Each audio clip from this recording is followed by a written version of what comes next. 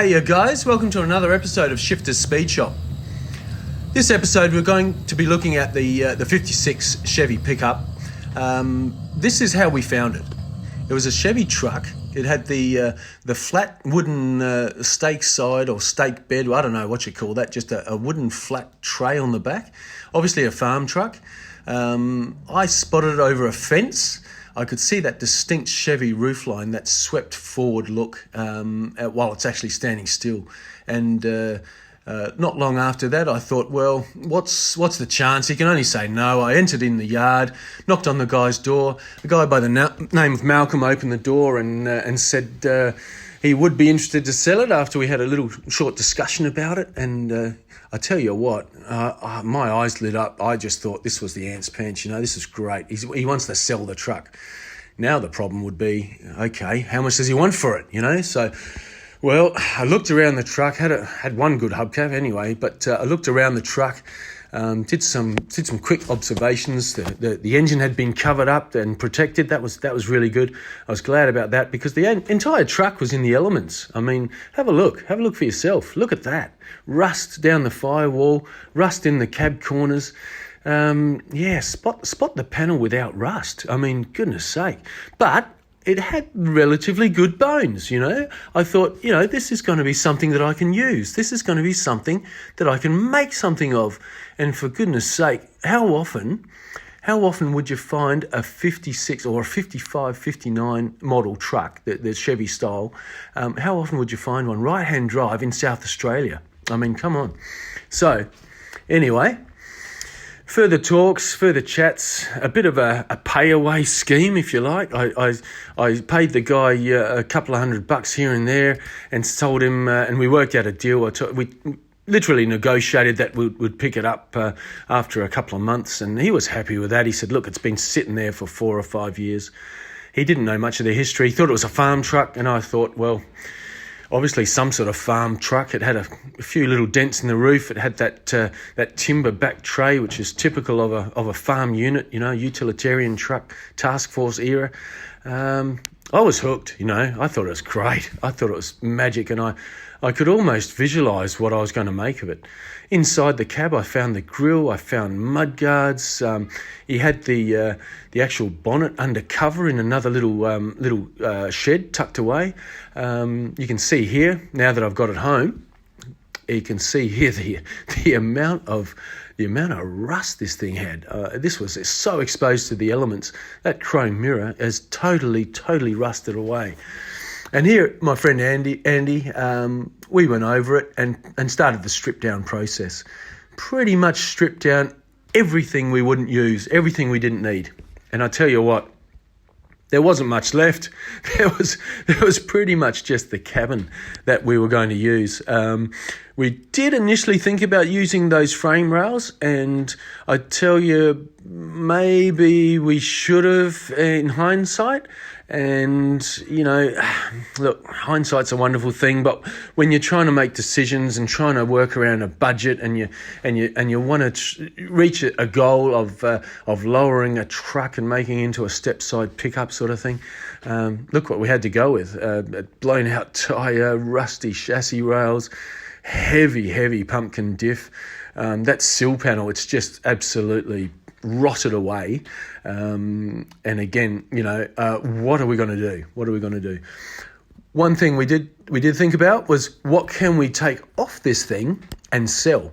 What's going to be valuable? And we pretty much thought, okay, we'll try and save as much as we can of this originality. And not only did we save bits like the framework of the stake side back thing, and some of the engine parts and the gearbox running gear and the diff and the wheels, we saved pretty much all the original stuff we could, and put it up for sale. We put all those components, the running gear that we weren't going to use, because that was obviously going to be replaced with something better, and we put those up for sale, and we did manage to sell quite a bit of it. We sold the engine, we sold the gearbox, and We had somebody interested in the wheels as well, and I think from memory they sold as well. So I'm very happy to get some money back that we could now put into further pieces that we needed for this venture. And some of those things would be like, let's think about, replacing cab corners and replacing those steps and getting some things made up, some fabrication pieces that need to be sectioned into this thing to make it work. And we weren't 100% sure of the direction we were going. We knew it was, we knew we wanted to be a low thing, something custom. It's something tough, something mean. And I think we headed in the right direction in the end. Initially, we thought about using those frame rails and dropping it on a Jag front end and a Jag rear end and went down that path of thought as a plan. But it was going to be really too hard for what we could handle. Our skill set wasn't huge, isn't huge, still isn't great. But hey, look, we do what we can, and if we can't manage it, we'll farm it out to somebody else at an affordable rate. Like I said, this thing was falling apart. Have a look at that. That sill, that hexagonal sill panel that sits under the step, that literally was rotted away. So we knew we were up against the elements here. This thing had a lot of rust repair.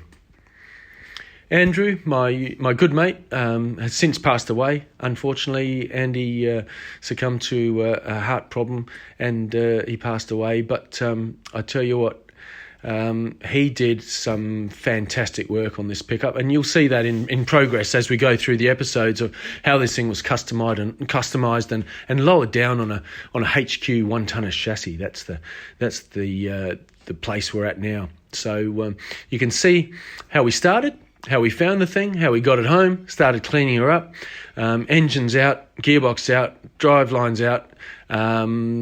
We left it on its wheels, obviously, so we could roll the thing around, but it wasn't long after this that we had the cabin off and pretty well had it sorted, ready to go and be placed onto a HQ 1-tonner chassis.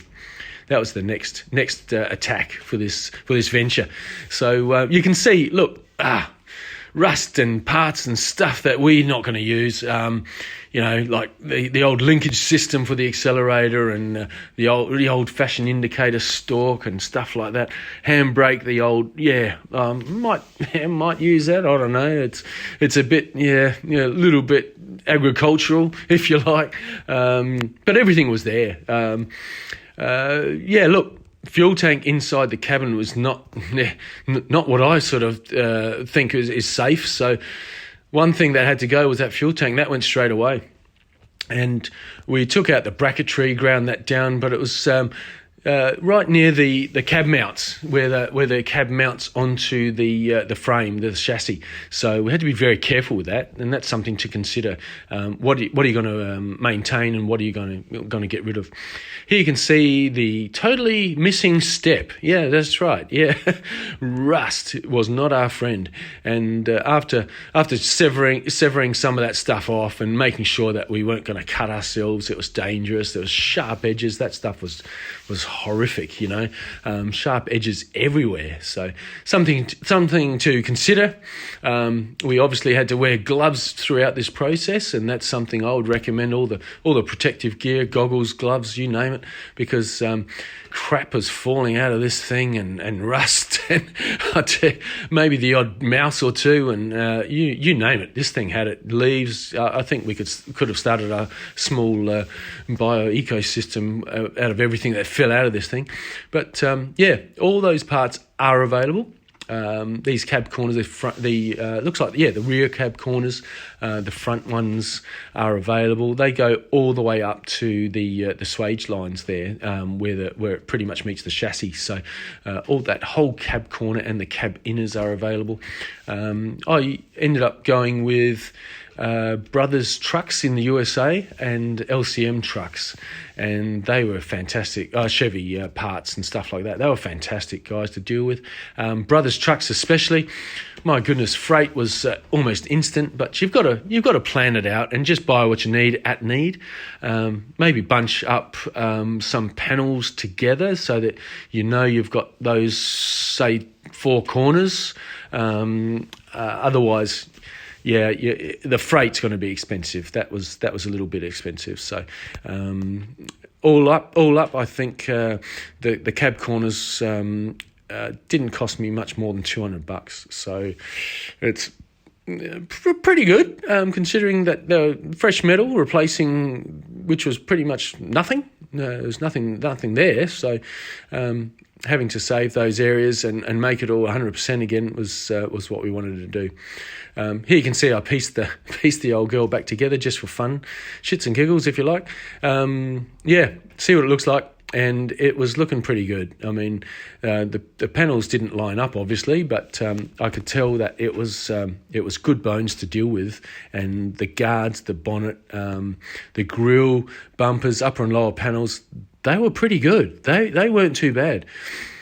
What really was a problem, what really was, I guess, a setback, if you like, was the fact that there was so much rust around that windscreen, and that sort of got me by surprise. I thought, that's a little more than I bargained for, I should have checked out the cab a bit more thoroughly, but I was so excited to find it. I thought, wow, right-hand drive Chevy cab in South Australia at a bargain price. Yep, I had to grab it.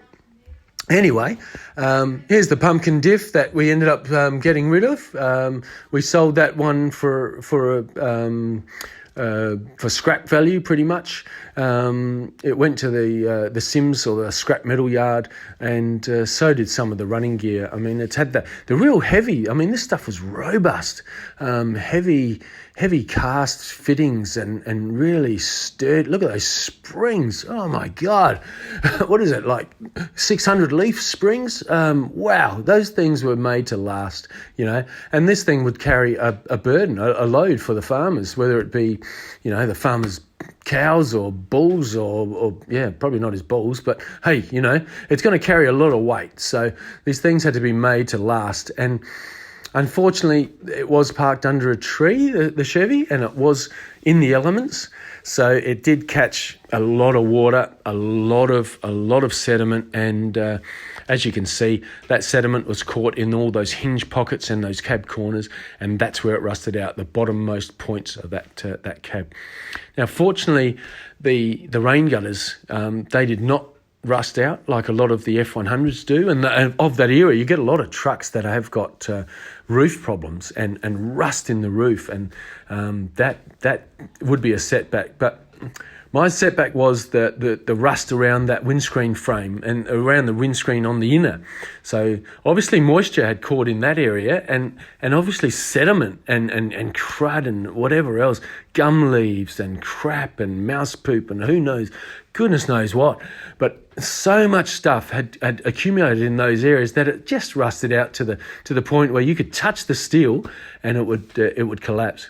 Here's the old 6-cylinder. I think it's a Blue Flame 6 or something like that. I can't recall the exact terminology for it, but a guy from North New South Wales, he was so keen on it that he drove all the way down and picked it up, and he paid good money for it. So perhaps I'm missing something here. I'm not sure, but maybe I sold it too cheap. I don't know. I thought it was good money, but he really wanted this motor. It must have been a powerful truck motor or something of that nature that is a collectible or a desirable thing.